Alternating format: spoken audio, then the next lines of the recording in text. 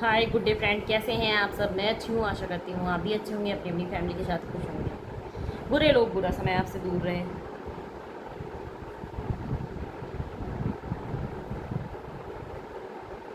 मेरे पति रविशंकर जो कि फौजी हैं, फौज में हैं। पहली बात, दिसंबर से बंदा घर भागा है, घर से भाग गया है। ज्वेलरी, घर के कागज़, एटीएम, आधार कार्ड और भी कुछ ज़रूरी डॉक्यूमेंट थे वो लेके।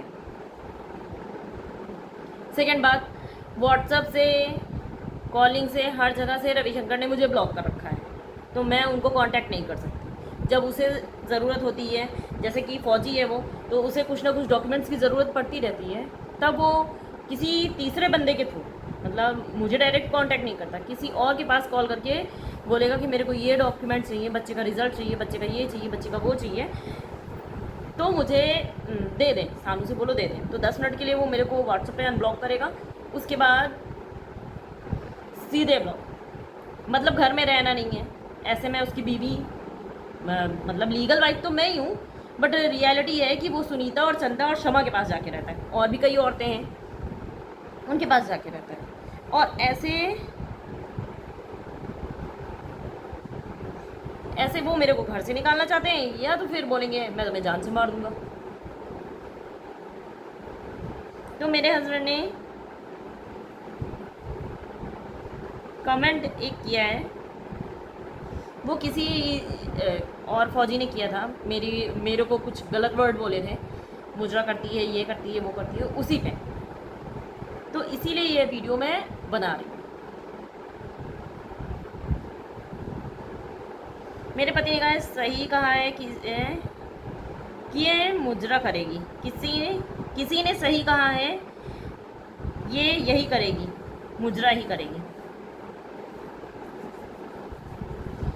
अगर पति फौज में है, 85,000 से 80,000 से 90,000 रुपये हर महीने पा रहा है, और उसकी बीवी को अगर फिर भी तुम्हें और बाकी लोगों के अकॉर्डिंग अगर ये चीज़ करनी पड़ रही है यूट्यूब पे, फिलहाल तो मैं मुजरा कर नहीं रही हूँ, मैं अपनी रियलिटी बता रही हूँ। अब जो है उसमें भी किसी को मुजरा जैसा लगे तो कुछ मैं कह नहीं सकती हूँ, कि मैं रविशंकर की बात करती हूँ तो सबको लग रहा है कि मैं मुजरा गा रही हूँ, बट रविशंकर के लक्षण ही ऐसे हैं ना, उसमें हम कुछ कर भी नहीं सकते। तो वो और ये भी बोल रहे थे कि भाई ये मेरी औरत है, ये यही करेगी, मेरे सामने लेके आना हिम्मत है तो। तेरी औकात नहीं है, किसी और की औकात क्या होगी कि मेरे को कोर्ट लेके जाए। तेरी औकात तो है नहीं, तू सामने आ नहीं रहा।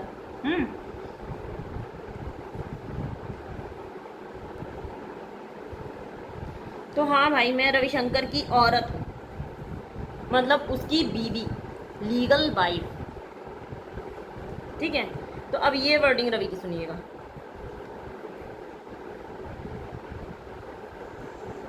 तो तुम मेरे घर से निकल जाओ, निकल जाओ। कोई तुम्हारी कार्रवाई लग रही है क्या उसमें? तुम मेरे घर से निकल जाओ। क्यों निकल जाऊँ? अगर नहीं रखने की औकात थी तो शादी नहीं करते। क्या ज़रूरत थी तुमको शादी करने की? तुम भाभी के साथ रहते, चंदा के साथ रहते, समा के साथ रहते, या फिर किसी और कोठे वाली को पकड़ लेते, मेरे को फ़र्क नहीं पड़ता। तुम मुझसे शादी नहीं करते। तुमने सिर्फ समाज में दिखाने के लिए मुझसे शादी की, मेरे पापा से पैसे लिए, दहेज लिया, और आज शादी के 18 साल बाद तुम मुझसे कह रहे हो तुम मेरे घर से निकल जाओ। तुम्हारे बाप की बपौती है का? निकल जाओ। मतलब हम अगर कुछ नहीं बोलते रिश्ता बचाने के लिए तो तुम खोपड़ी पे चढ़ोगे मेरे?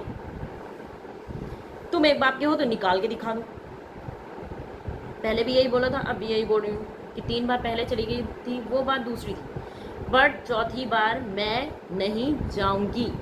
जो मेरे हक के लिए, मेरे बेटे के हक के लिए पॉसिबल होगा वो मैं सब कुछ करूँगी, चाहे वो कोर्ट कचहरी, थाना, पुलिस हो। कहाँ कहाँ तुम पैसे दे दोगे बाबूजी, और कितना पैसा दे दोगे? ये हो गया।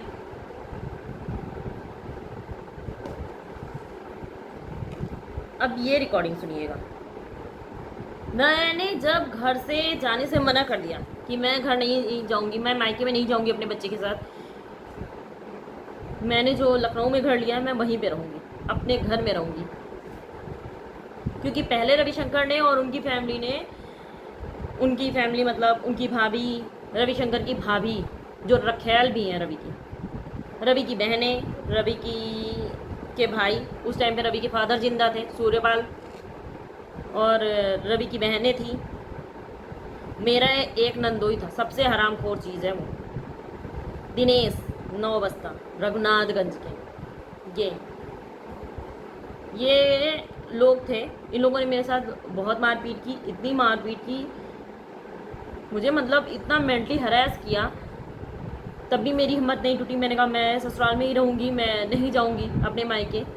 तब इन्होंने दिनेश नाम का जो व्यक्ति है उसको बुला करके, मेरी सास ने बुलाया था और प्लानिंग की थी कि मेरा रेप करा देंगी और जो है मुझे बच्चलन साबित करके घर से निकाल दिया जाएगा। जब मैंने ये सुना तो कहीं ना कहीं दिल में एक ये था कि नहीं भाई, मेरा पति है और मेरा पति फौज में, तो जब वो देश की रक्षा करता है तो बीवी की रक्षा तो कर ही लेगा।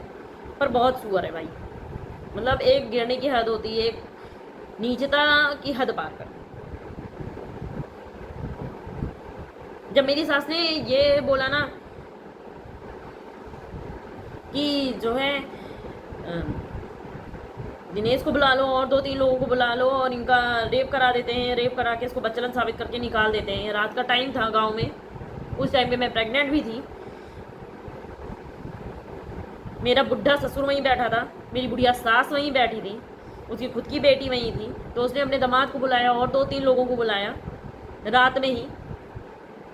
जब वो 3-4 लोग आए हैं घर के बाहर, तो मैंने डर की वजह से पॉइजन खा लिया था, इज्जत बचाने के लिए पॉइजन खा लिया था। फिर मुजरा जैसे वर्ड मेरे पे नहीं, तुम्हारी बहनों पे सूट करते हैं, तुम्हारी बहन और भांजी उनसे कराओ, बहुत अच्छा करेंगे, क्योंकि तुम्हारे तो घर में यही धंधा चल रहा है ना, देवर भाभी के साथ मुंह मार रहा है। और तुम्हारे जो कर्म है ना, मेरे को तो तुम्हारी भांजियों पे भी शक होता है कि बीवी से तुम बात नहीं करते हो, रात रात भर तुम जो है भांजियों से क्या बात करनी रहती। भाई मेरे भी मामा हैं, आज तक मैंने तो नहीं कहा, और मैंने कभी ये नहीं कहा अपने मामा से मामा जी मामी जी को निकाल दीजिए, और तुम्हारी तो भांजियाँ ये कहती हैं ना। तो जब मैंने वहाँ का घर छोड़ दिया, फिर मेरे को जब मैंने पॉइज़न खाया ना तो मुझे हॉस्पिटल में एडमिट करना पड़ा। इत्तेफाकन मेरे फादर आ गए, मेरे भाई आए, तो वो मेरे को अस्पताल लेके गए, जहाँ पे लालगंज डिस्ट्रिक्ट हॉस्पिटल से मेरे को जो है रिफ़र कर दिया गया। मैं प्रेग्नेंट भी थी, मेरे को रायवली रिफ़र किया गया क्योंकि बचने की हालत नहीं थी। वहाँ से मेरे पति मुझे छोड़ के ही दूसरे दिन अपनी भाभी के पास आ गए, अपनी भाभी के पास थे। फिर 2017 से लेकर 2020 तक रविशंकर अपनी भाभी के पास ही थे। उस बीच मेरा रविशंकर का कोई कांटेक्ट नहीं था। मैंने घर बचाने के लिए यूनिट गई, आवा गई, जबलपुर आवा गई, दिल्ली आवा गई, यूनिट में गई कि कैसे भी करके मेरे को एक रास्ता मिल जाए भाई, मेरा घर बच जाए। पर जब पति ना होकर के कुकुर वाली हरकत करता है ना, आवारा कुत्ता कि गली चलती किसी भी जो है कुतिया के साथ मुंह मार ले, वो वाला, तो भाई किसी एक का हो ही नहीं सकता, ठीक है, क्योंकि उसे 10 नाली में मुंह मारने की आदत हो गई मेरे पति को, तो मेरे साथ नहीं रहेंगे, मुझे भी पता है। तो मैंने कहा कोई बात नहीं, पर 2020 में मेरी हिम्मत टूट गई। मैंने कहा आपको नहीं रहना तो मेरे को तलाक दे दो, बात खत्म करते हैं, तुम भाभी के साथ रहो, चंदा के साथ रहो, समा के साथ रहो, मुझे फ़र्क नहीं पड़ता, मेरे को अब इन सब चीज़ों से छुटकारा चाहिए। क्योंकि अगर मुझे अकेले ही रहना है तो डाइवोर्स लेके अकेले ज़िंदगी बिताना वो बेटर है तुम्हारे साथ एक शादी में रहने से। इन्होंने कहा नहीं, हम लखनऊ आ गए। मुझे लगा जब हम लखनऊ चले जाएंगे तो इनकी जो आदतें हैं गंदी, भाभी, समा, चंदा, और तो ये छोड़ देंगे ये, क्योंकि यहाँ से लखनऊ से लालगंज पर्वतखेड़ा दूर है। पर जब इंसान को नाली में लौटने की आदत है ना, तो दौड़ दौड़ के उसी नाली में जाएगा, कितना भी आप उसको जो है अच्छे से रख लीजिए। सिटी के लखनऊ सिटी के ऐशो आराम छोड़ के रविशंकर पर्वतखेड़ा में, जहाँ पे लैटरिन की भी सुविधा नहीं है, मतलब लैटरिन भी उनको खेत में जाना पड़ता है। और 2000 से रविशंकर फौज की नौकरी कर रहे हैं भाई, और अपने घर में इतनी औकात नहीं थी कि एक लैटरिन बनवा सके। लैटरिन भी खेत में जाना रहता है, क्योंकि उसी के बहाने तो जा करके चंदा से मिल के आते हैं खेत में। तो मुझे ना बताओ, मुझे बहुत कुछ पता है। जब मैंने इनके घर से निकलने से मना कर दिया तब इन्होंने मुझे जान से मारने की कोशिश की, प्रॉपर धमकी दी। सुनिए। तुम क्या सोच रही हो? तुम सोच क्या रही हो? जहां तुम्हारे भाई शादी हुई है, ठीक है, हमें सब मालूम है और सब पता है, ठीक है। और तुम्हें नहीं, तुम्हारे भाई, तुम्हारे बाप और तुम्हारे माता अगर जिन्हें उठवा लिया तब हमें कहना। ये मेरा वादा है, थोड़ा वेट करो, थोड़ा वेट करो।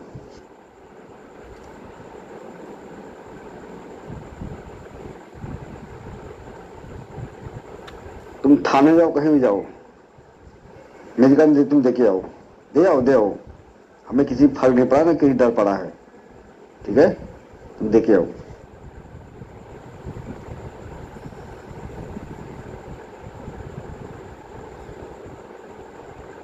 सुन लिया आपने? इनको ना किसी का फर्क पड़ता है ना किसी का डर पड़ता है। अब मैं बताती हूँ, इन्होंने मेरे पर जानलेवा, मेरे पे, मेरे पापा पे, मेरे भाई पे, मेरे बच्चे पे, हम चारों पे जानलेवा हमला किया। और एक नहीं, दिसंबर से कई बार किया। रविशंकर के साथ हरिशंकर, धर्मपाल, दिनेश, इतने लोग जाते थे। क्योंकि 10 दिसंबर को भी दिनेश और उनके साथ एक आदमी और रविशंकर, ये 3 लोग आए थे मुझे मारने के लिए, ठीक है।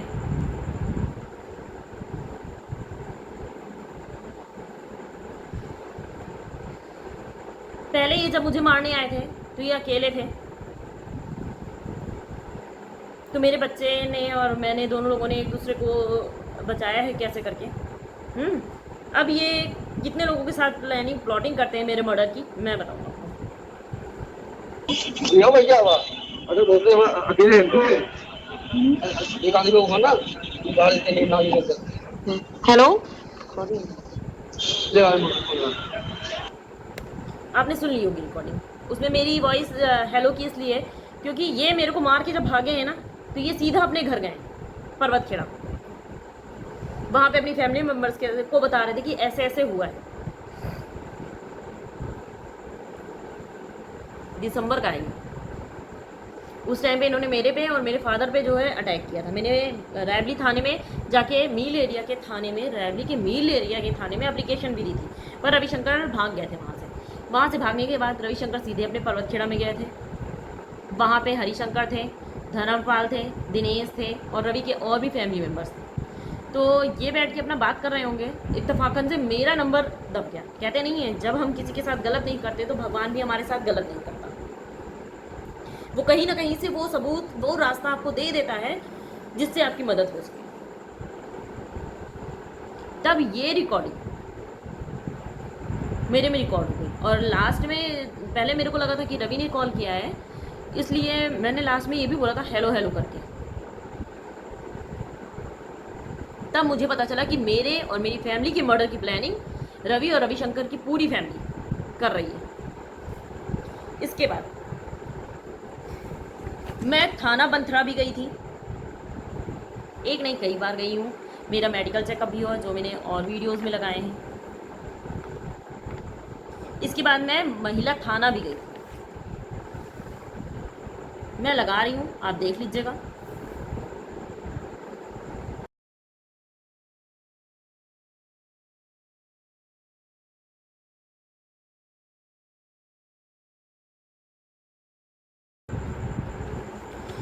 महिला थाना में जो एप्लीकेशन मैंने दी है वो तो आपने पढ़ ही ली। वहाँ जब मैं गई थी तो रविशंकर के पास और रविशंकर की फैमिली के पास कॉल गई थी महिला थाना से। इन लोगों ने फ़ोन स्विच ऑफ कर लिया, पूरी फैमिली ने।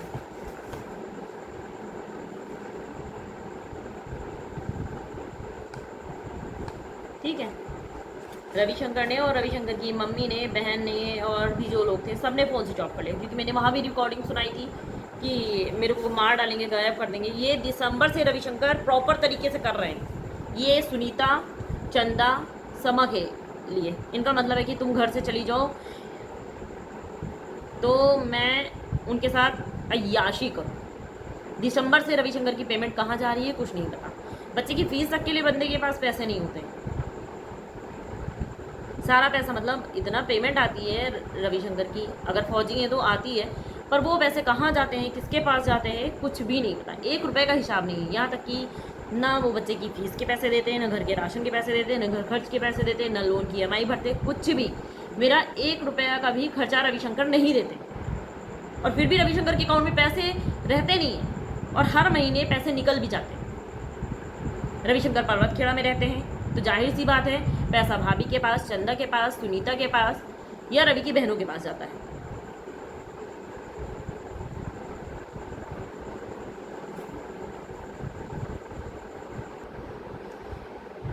महिला थाना से जब मैं वापस आई, इन लोगों ने कॉल नहीं रिसीव किया, फ़ोन स्विच ऑफ कर दिया था। जब वहाँ से मैं वापस आई तो रविशंकर का कॉल आया मेरे पास।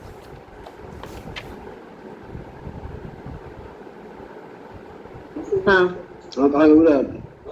हाँ, कहाँ हो रहा है? थाने गया था। कहाँ? महिला थाना। बोलो। तसली हुई है? तसली हुई है? काहे? आपको तसली हुई है? हाँ, ताकि तुम आए के कुछ नाटक ना करो। नहीं नहीं, हमें नहीं हुई है। सुनो, अगर तुम हमका जान से मरी हो तो फिर बाकी लोग फंस जाएंगे उमा। अबे हम का तसली तुम्हें हो गई? हाँ, हमका होएगा। होएगा ना? तो बस ठीक है। का हेलो, तुम्हें हमको तो मैंने था तुम गए ना यार, तुम धमकी देते रहे हो ना, यही नहीं, तो क्या। हम कह तुम्हारा तसली हुई गई। तुम चाहत का होगा या बता दो। तो तुम्हारे था क्या हुआ ना? हाँ, तो तुम्हारे था क्या हुआ ना? हाँ, तुम्हारी तसली हुई गई? अभी नहीं भाई। ये आपने सुन लिया कि महिला थाना गए हो, तसल्ली हुई कि नहीं हुई। देखो, मैं महिला थाना अभी गई थी, उसके बाद मैंने फरवरी में 1090 की हेल्पलाइन में ऑनलाइन FIR दर्ज कराई थी, वो भी मैं लगा रही हूँ, आप देख लीजिएगा।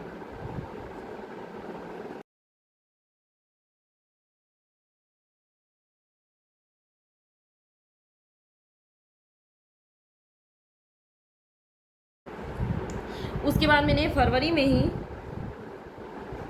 क्योंकि 15 थाना में मेरी कंप्लेन नहीं लिखी जा रही, बार बार मुझे वापस किया जा रहा, 2 दिन 4 दिन 5 दिन बैठाए रहते हैं। कभी कभी शाम को 6:30 बजे से लेकर 8:30 बजे तक बैठा के रखते हैं, कभी कभी 10 बजे तक बैठा के रखते थे, पर मेरी कंप्लेन या FIR नहीं लिखी जा रही।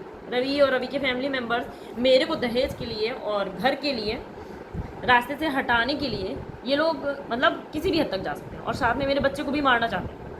ठीक है, तो मैंने ये जो CM योगी की पोर्टल होती है ऑनलाइन वाली, उस पर भी मैंने कंप्लेन जो लिखाई थी।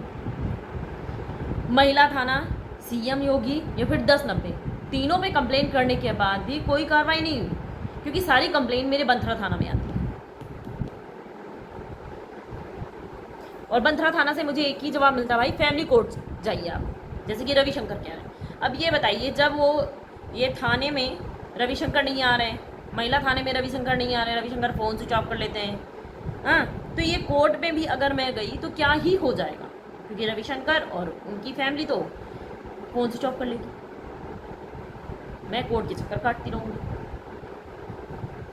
हाँ,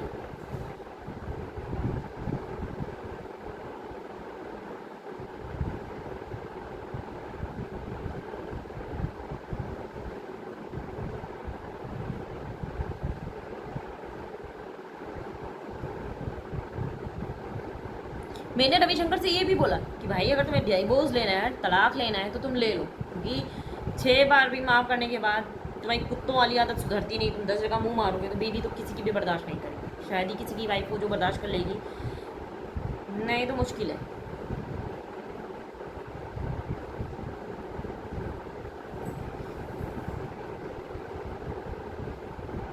और उस पर इन्होंने कमेंट ये भी किया ना, मेरे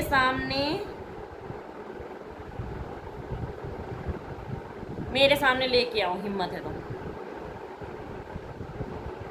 मैंने तो तुमसे कितनी बार बोला रविशंकर, मैंने वीडियोस में भी बोला, मैंने तुम्हारी बहन को भी मैसेज किया, कॉल किया, मैं लगा दूंगी, आप देखिएगा।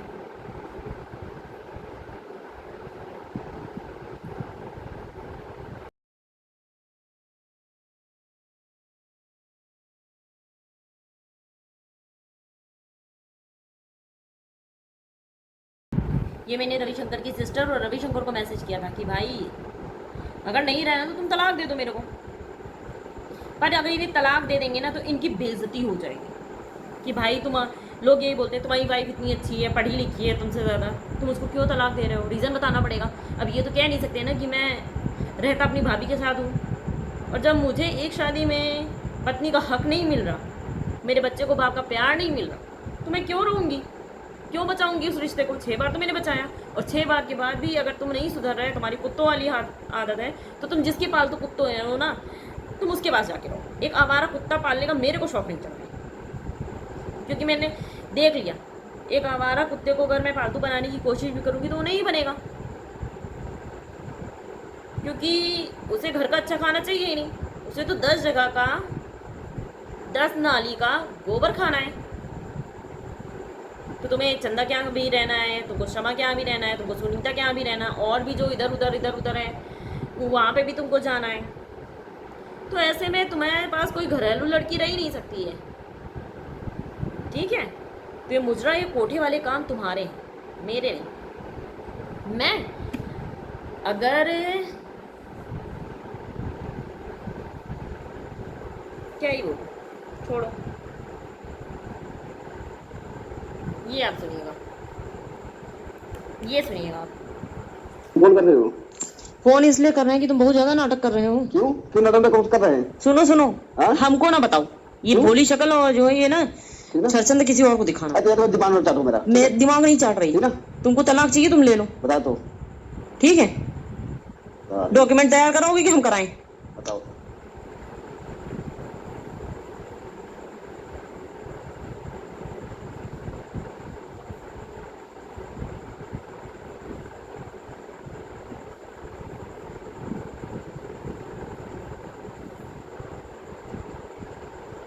क्या है?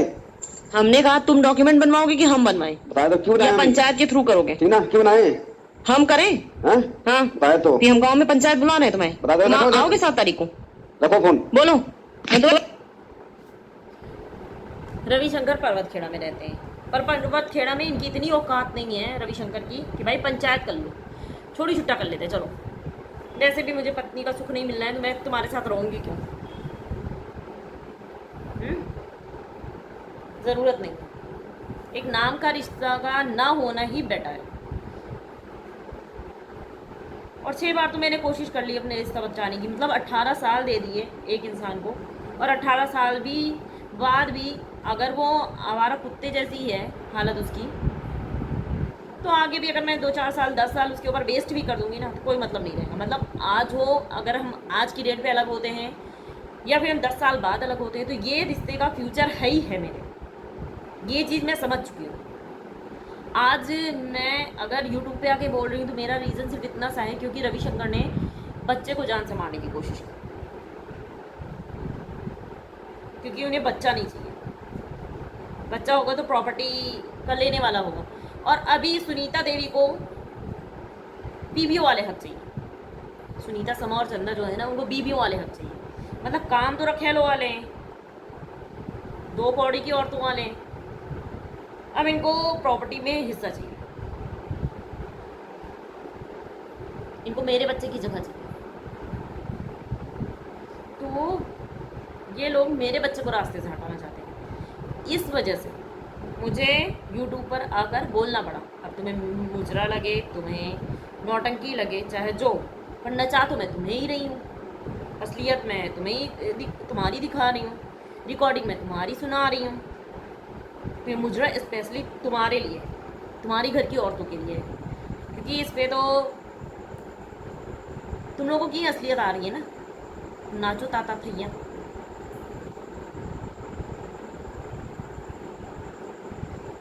और हाँ, तुमने क्या बोला था उसमें?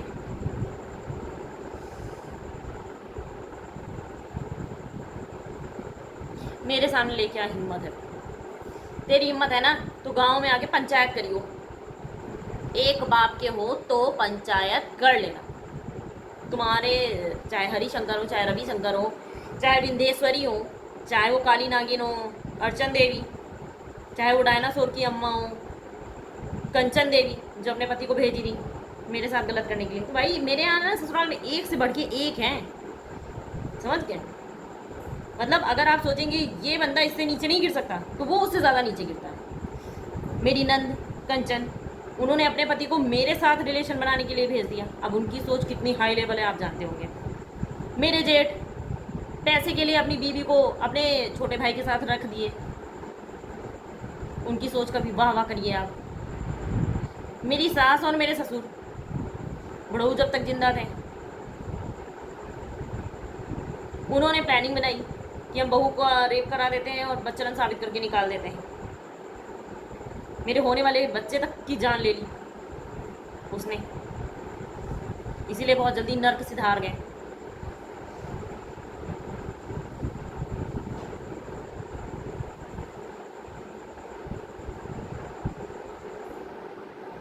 और सबसे ज़्यादा मेरे पति देव, जो हर एक नीचता की प्लानिंग प्लॉटिंग में घर वालों को साथ देते हैं। सबसे बड़ा कमीना है रविशंकर।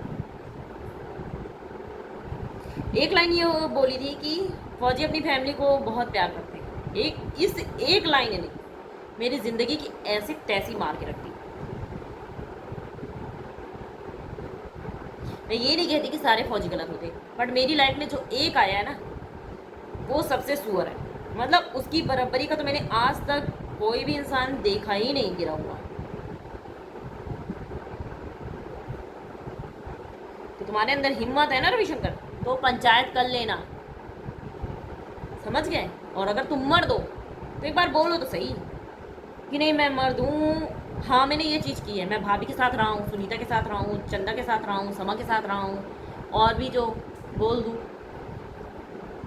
नोटे खर्चा किए हैं 10-10 हज़ार 15-15 हज़ार रुपये में, समझे। जिस दिन मेरे सब्र का इम्तहान ख़त्म हुआ उस दिन मैं वो स्क्रीनशॉट भी डाल दूंगी जो लास्ट में मैंने बचा के रखे हैं। मेरे को नहीं फ़र्क पड़ता तो नौकरी कर मत कर, क्योंकि जब मैंने इंसाफ की लड़ाई स्टार्ट की है तो वो किस हद तक जाएगी मुझे नहीं फ़र्क पड़ता। और जिस नौकरी से मेरे बच्चे की फ़ीस नहीं जमा हो रही तो उस नौकरी का तेरे लिए भी करना ज़रूरी नहीं है। अगर मेरे बच्चे के फ्यूचर में वो पैसा ज़रूरी नहीं है, मतलब काम नहीं आ रहा, तो कोई ज़रूरी नहीं है कि तुम एक रात भाभी के पास रहने के 10,000 रुपये उनको दो, तो कटोरा लेके भीख मांगो, मुझे फ़र्क नहीं पड़ता।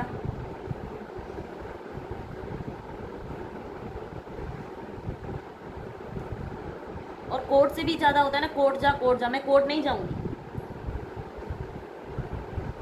उससे भी बड़ा लेवल, हाई लेवल का मैंने तुम्हारे लिए सोच रखा है। और जब तुम मेरी पोस्ट पे कमेंट ही करते हो ना, तो बाबू तुम्हें चंदा और सुनीता और समा का नाम नहीं दिखता क्या, गोमती नगर का नाम नहीं दिखता क्या? कम से कम इनके बारे में भी बोल लो, तुम्हारी चाहने वाली हैं, क्या सोचेंगी मेरा वीडियो देख के कि रविशंकर की वाइफ बार बार मेरे को बोलती है कि ये हैं ये हैं ये हैं, मुजरा करने वाली, कोठे की मुजरा करने वाली, जो एक एक रात के कई कई पैसे लेती हैं।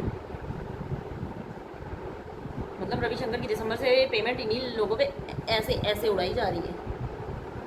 तो कौन है कोठे वाली मुजरा वाली, तो ये तो आप समझ ही सकते हैं ना, जनता हमारी समझदार है।